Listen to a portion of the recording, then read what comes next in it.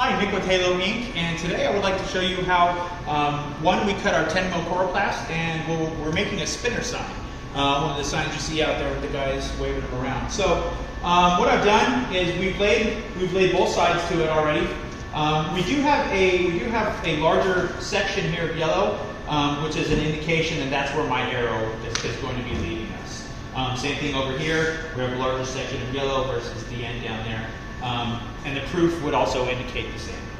So what I've done here is our piece is 18, so I made a little mark at 9 inches, and also I made another mark here at 9 inches. So these two lines are going to connect, as well as over here, to create our arrow. All right, so what I'm going to do, I'm going to put my cutter on top of there, just line her up, make a few cuts there, same thing on the other side. Go ahead and line it up, and just score it. All right, so what you're going to do, bend those scores, flip it over.